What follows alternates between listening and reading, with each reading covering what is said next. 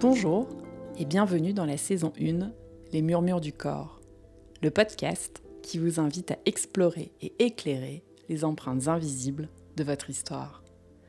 Je suis Anaëlle Lecogeek, docteure en pharmacie, thérapeute en mémoire cellulaire et conférencière. J'exerce entre la France et l'Inde et c'est à la croisée de ces chemins que je vous invite à entrer dans ce voyage intérieur.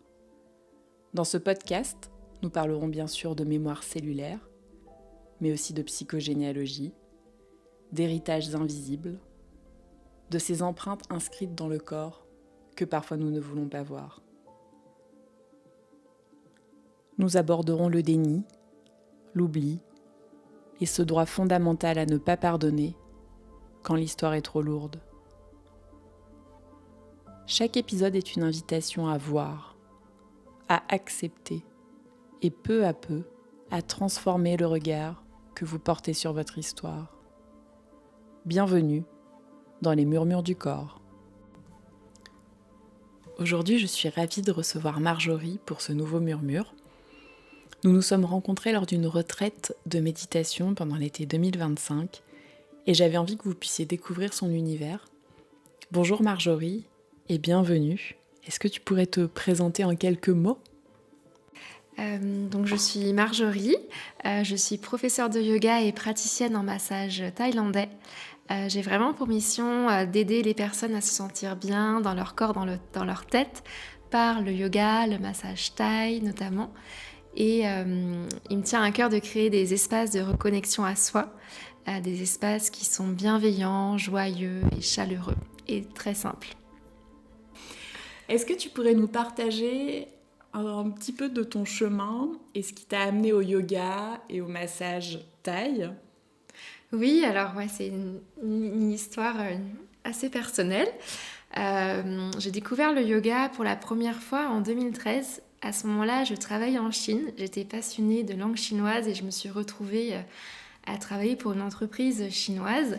Et le soir, pour me détendre et parce que j'avais des tensions au niveau du corps, au niveau des cervicales, de mon dos, et que je supportais pas rester assise toute la journée, le soir, j'allais dans une salle de sport.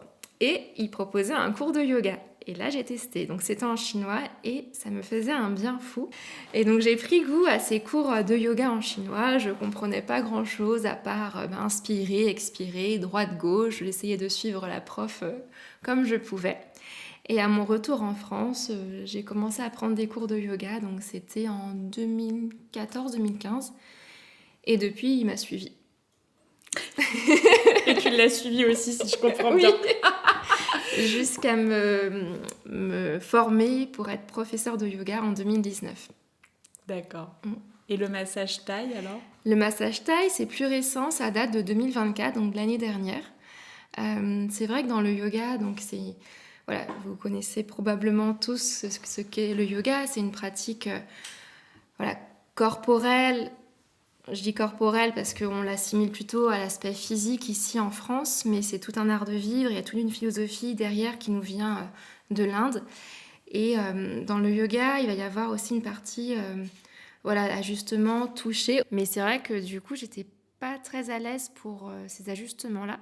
Et surtout que j'ai commencé à me lancer à la période Covid, donc 2020-2021. Et à ce moment-là, il y avait toute la barrière liée au physique, toute la barrière, le contact qui était supprimé.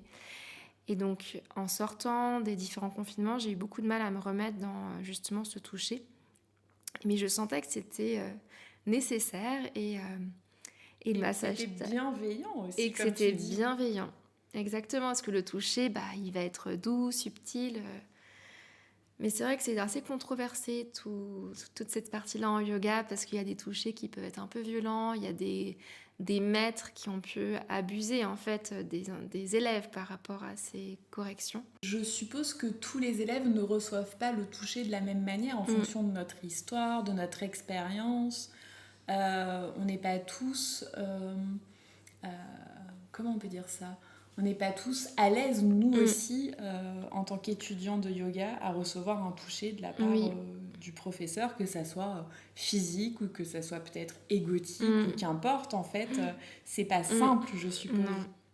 Et c'est pour ça que je demande à chaque début de cours, est-ce que vous êtes à l'aise à recevoir des ajustements? Il y a des personnes qui ne souhaitent pas être ajustées et d'autres justement qui attendent que ça parce qu'elles pratiquent à la maison, seules, devant une vidéo. Et justement, le fait de pratiquer en présentiel, ça nous aide à mieux se placer.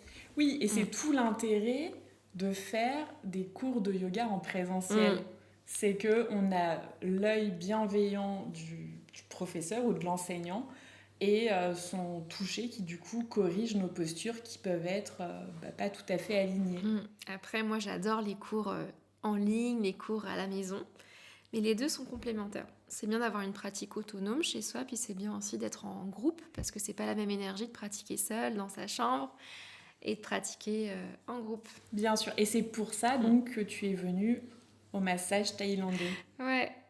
Oui. Ça t'a permis d'être plus à l'aise avec le toucher dans ta vie professionnelle et aussi dans ta vie personnelle. Exactement, ça m'a amenée à une découverte autre du corps. Et avant le massage thaï, il y a eu le tango aussi, parce que le tango argentin, c'est une danse de couple. Et il y a 10 ans, quand j'ai commencé la danse, j'étais pas du tout à l'aise à me mettre en fait en abrazo. L'abrazo, c'est le contact, c'est le câlin dans la posture dans laquelle on va se mettre pour danser en duo. Et le fait de danser en duo, en couple, et d'apporter le massage, il y a eu une grande évolution. C'était un chemin pour moi, en fait, de me mettre en contact avec l'autre et aussi de proposer mes mains, on va dire, pour apaiser, soulager des tensions par le massage. Je trouve ça très intéressant comme partage parce que du coup, le toucher n'est pas simple pour tout le monde, que ça soit d'un côté ou d'un autre. Et ce que j'entends de ton expérience, c'est que ça se rééduque. On peut être petit à petit plus apaisé avec le toucher. Exactement. Et en fait, de mon histoire, il y a aussi l'aspect familial. Donc dans ma famille, en fait, le toucher était très, très froid. On n'avait pas l'habitude de s'embrasser, de se faire des câlins. Et je pense que j'ai hérité aussi de cet aspect en mode, on ne se fait pas beaucoup de câlins, on reste distant. Et du coup, c'est aussi ça, c'est une part de mon histoire, en fait, l'héritage familial.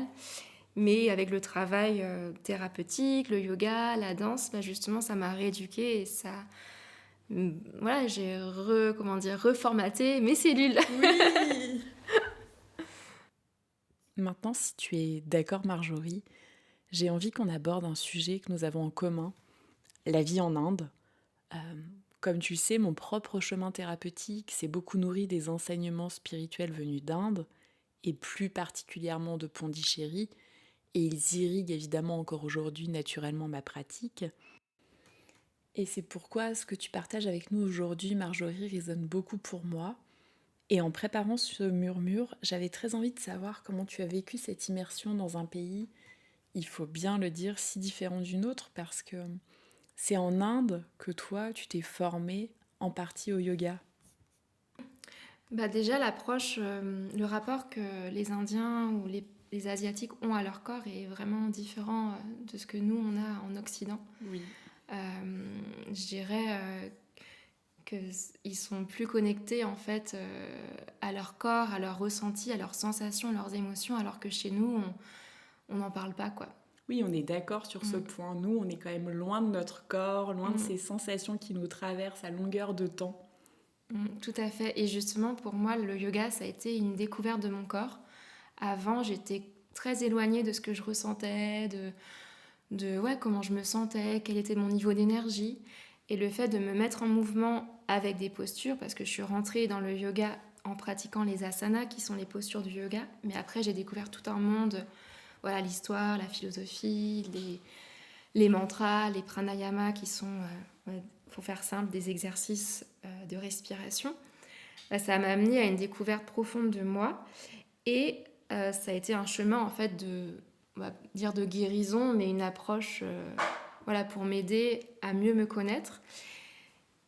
Quand tu dis de moi, ça veut dire de ton corps, de ton esprit, de ton être. C'est toutes ces parties ou c'est uniquement du corps ? Oui, c'est toutes ces parties de mon corps physique comme il est là. Je sens voilà, mon épaule, je sens mon ventre, et aussi de mon corps au niveau émotionnel, au niveau énergétique, des choses subtiles qu'on ne voit pas, mais qui sont présentes. Oui, qui sont quand même des guides, non? Mm, Nos sensations, nos carrément. émotions, ça nous permet de mieux nous orienter. Mm. On est d'accord. Mais c'est vrai que dans la pratique, on va tout de suite ressentir au niveau physique, voilà, Mhm. comment je me sens. Et après, ma respiration va aussi me guider sur voilà, comment est mon état du moment. Est-ce que je suis agitée? Est-ce que je suis calme? J'aimerais maintenant, Marjorie, que l'on aborde l'un des postulats de la mémoire cellulaire. Nous partons du principe que le corps garde en mémoire tout ce que nous avons vécu depuis notre conception et parfois même ce qui s'est transmis des générations précédentes, c'est-à-dire nos parents, nos grands-parents, nos arrière-grands-parents. C'est quelque chose que j'ai pu observer avec chacune des personnes que j'accompagne. J'aimerais savoir si toi, dans ta pratique du yoga et du massage thaï, c'est quelque chose que tu as pu aussi observer, c'est-à-dire que le corps porte non seulement nos propres expériences, mais parfois aussi également celles de nos ancêtres. Un exemple qu'on utilise souvent en yoga, c'est l'ouverture des hanches. D'accord. Voilà, si on peut avoir des hanches, un bassin assez fermé, et justement dans des postures dans lesquelles on va ouvrir cette zone de notre corps, il peut y avoir des émotions qui ressortent, des pleurs, parce que justement il y a des mémoires qui sont enfouies dans cette zone de notre corps, et, le fait d'amener la posture, le mouvement, bah, sans comprendre d'où ça vient, bah, il va y avoir une émotion, quelque chose qui était stocké ici et qui va nous aider à se libérer justement de ces mémoires que nous pouvons porter par rapport à notre histoire personnelle, mais aussi par rapport À des ancêtres. à des ancêtres. Est-ce que tu arrives à distinguer ce qui est du personnel, du transgénérationnel? Est-ce que comment dire, des points de repère? Est-ce que c'est simple? Est-ce que c'est intriqué? C'est pas évident. Non, vraiment une question pas facile. Parce qu'on a tous notre histoire personnelle, mais c'est vrai que dans notre histoire personnelle, il peut y avoir des oublis liés justement à des traumas, ou dans l'enfance, on ne sait pas tout ce qui s'est passé. Oui. Et donc ça peut prendre la forme d'une douleur, d'une tension sur notre corps, mais on ne sait pas d'où elle remonte. Et après, il y a les mémoires liées aux ancêtres. Et ça, c'est un travail plus profond, je pense, à faire en thérapie, justement, avec toi, Pour pouvoir pour peut-être analyser et distinguer. ce que l'on pourrait porter de personnel et aussi transgénérationnel. Ouais. Ok, mais ce que je comprends, c'est que dans le yoga, on peut déjà voir quels sont les points de blocage. Et on pourrait parler par exemple des tensions dans le dos. Je suppose que ça parle à beaucoup d'entre nous. C'est vrai que le dos, c'est une zone où la majorité de la population a un jour eu mal à son dos. Oui. Et ce sont des tensions qui peuvent être liées à la vie quotidienne, à notre posture. Surtout, nous, en Occident, on est souvent assis derrière un écran, sur un bureau, où on n'est pas forcément dans une posture bienveillante. Et ouais, souvent, je pense à un exemple, genre j'en ai plein le dos. J'ai mal au dos, j'en ai plein le dos. Et en fait, pourquoi j'en ai plein? J'en ai trop, je porte trop sur moi, sur mes épaules. Que ce soit par rapport à tout ce que j'ai à faire dans ma vie d'aujourd'hui, mais je porte aussi mon héritage en fait, ce que mes parents ont porté, ce que mes ancêtres ont porté, et que c'est vrai que avec la pratique du yoga ou le massage thaï, on va venir recréer de l'espace dans cette zone, on va venir ouvrir, s'alléger, et souvent à la fin d'un cours de yoga ou d'un massage, on se sent vraiment plus léger dans son corps. On va mettre un peu de douceur. C'est ça. Ouais. On dit aussi en mémoire cellulaire que la manière dont nous naissons influence profondément nos transitions de vie, petites ou grandes. Moi, je le constate souvent. Une naissance difficile ou traumatique peut laisser une empreinte très précoce qui ensuite se rejoue dans des situations de passage. Mais ce que je remarque aussi, c'est que ça n'est jamais une fatalité. Avec du travail et de la conscience, on peut éviter que ces répétitions douloureuses continuent. Est-ce que toi aussi, dans ta pratique du yoga et ou du massage, tu observes que la manière dont on est venu au monde colore ensuite la façon dont on traverse la vie? Par exemple, quand tu as des élèves dans tes cours qui ont eu des naissances difficiles, voire traumatiques, est-ce que tu vois dans leur corps ou dans leur posture qu'il y a un décalage ou un blocage, que le corps a gardé une empreinte de ce passage? On va observer une rigidité dans les corps, une difficulté à s'ouvrir, genre un blocage, voilà, je suis en posture, je suis vraiment fermée sur moi. Tout ce qui va être en extension, en ouverture de la poitrine, ça va faciliter l'ouverture, mais justement, ce genre de personnes qui gardent ce genre de blocage vont avoir du mal à l'ouverture. Donc on peut le voir selon les postures, selon ce qu'on vient Leur travailler. facilité ou non à ouvrir certaines régions de leur corps. C'est ça, exactement. Et est-ce qu'on peut rééduquer un corps? Oui. Est-ce que au fur et à mesure du temps, en faisant du yoga par exemple, mais ça peut être une autre pratique, est-ce qu'au final le corps se détend, s'ouvre, se rééquilibre, s'apaise aussi peut-être? Oui, moi je suis convaincue que le yoga est là justement pour nous aider à nous ouvrir, à nous délester, à nous alléger du poids qu'on peut porter aujourd'hui, mais des poids passés. Et ça, c'est la répétition, c'est la pratique. Le yoga, c'est pas juste une fois de temps en temps, c'est une pratique régulière et les bienfaits, on va les ressentir. Même si c'est juste 10 minutes par jour, c'est mieux que de faire 1 heure tous les mois, quoi. Et là, on va vraiment ressentir une évolution, une transformation dans notre corps et aussi dans notre façon d'appréhender la vie. En fait, c'est un art de vivre. C'est un art de vivre. Ce ne sont pas que des postures. Oui. D'accord.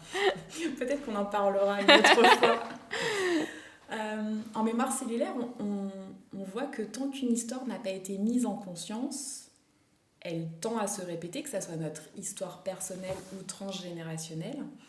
Les mêmes situations, les mêmes blocages, parfois les mêmes accidents se rejouent dans notre vie ou de génération en génération. C'est une répétition douloureuse qui appelle à être regardée pour enfin se transformer. Toi, dans le yoga, il y a aussi de la répétition, comme on vient de le voir, mais vécue différemment. Refaire la même posture, reprendre le même souffle. Est-ce que tu pourrais nous dire pourquoi cette répétition volontaire, pour le coup, est importante et comment elle peut transformer le corps et l'esprit? Et j'aimerais aussi qu'on revienne sur un point, c'est qu'on parle beaucoup de thérapie brève ou beaucoup de... J'ai l'impression qu'on est dans un monde qui s'accélère et on aimerait que les choses se résolvent de manière assez rapide. Et moi, j'aimerais savoir si, par exemple, en 1, 2 ou 3 sessions de yoga, on peut transformer les choses, ou si c'est un travail de fond et si c'est un travail sur le long terme et comme une course de fond, en fait. Je dirais que la répétition, elle est importante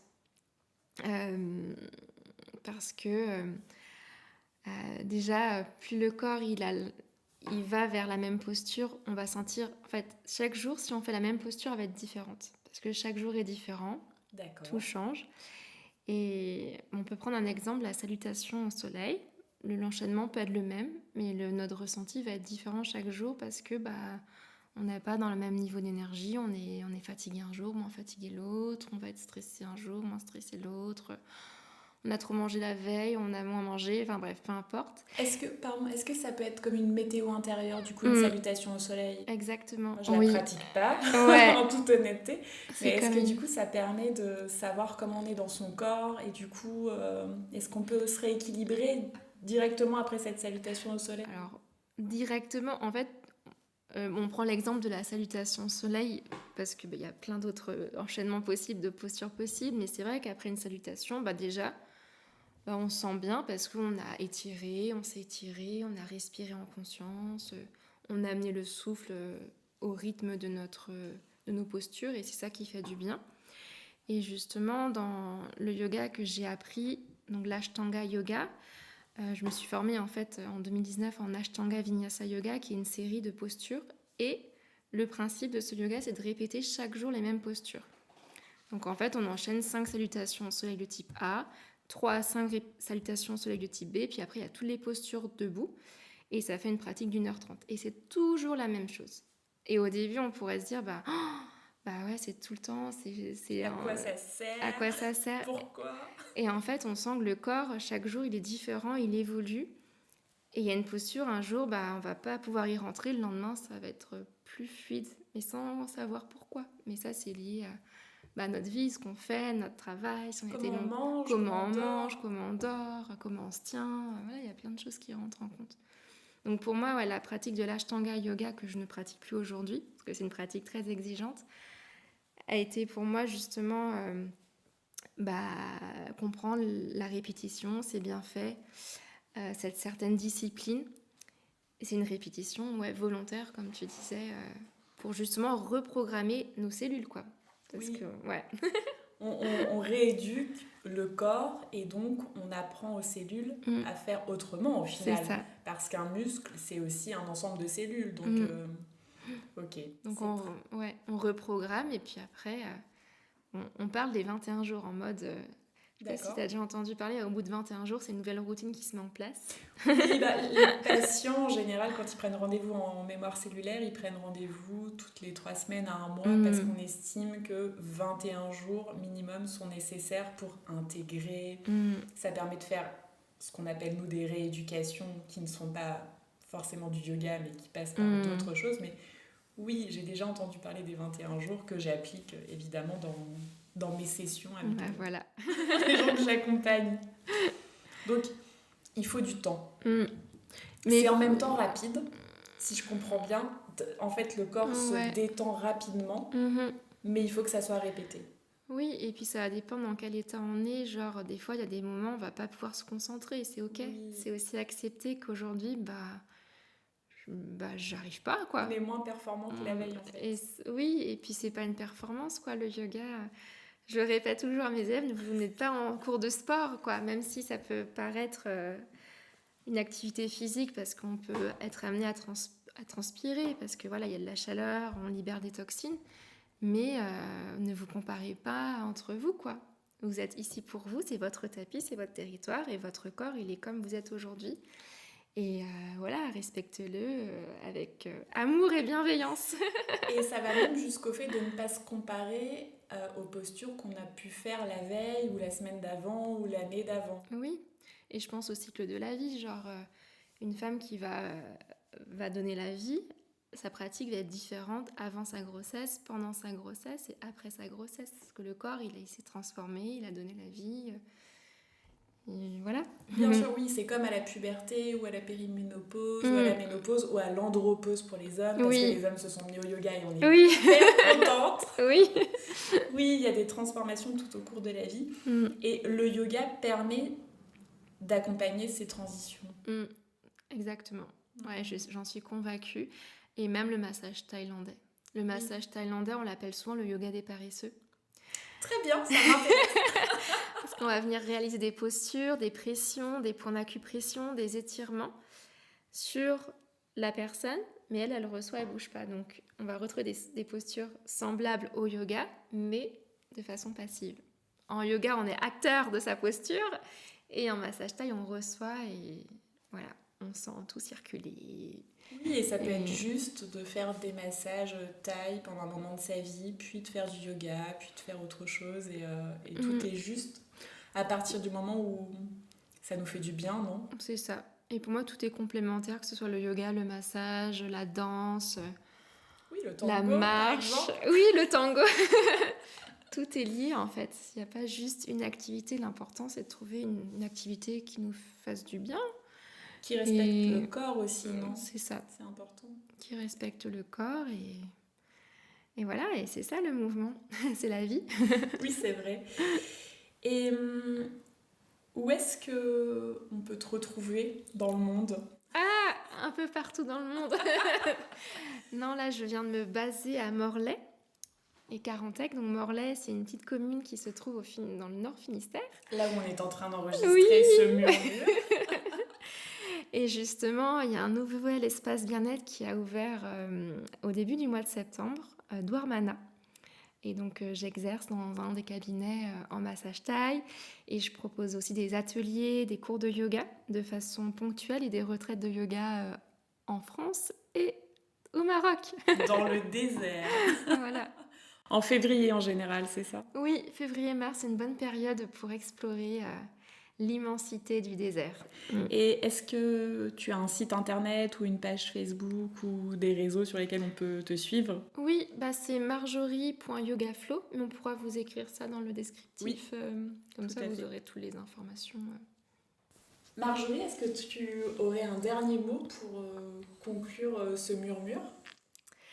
Déjà, merci pour ces échanges très intéressants. C'est toujours un plaisir de partager autour du corps, autour du yoga, de ces pratiques en lien avec les mémoires cellulaires. J'espère que ces mots résonneront pour vous. Et je vous invite à explorer ce qui est bon pour vous et à pratiquer, toujours avec beaucoup de bienveillance. Merci beaucoup Marjorie et j'espère que l'on aura l'occasion de faire ensemble un deuxième murmure. Oui, avec plaisir.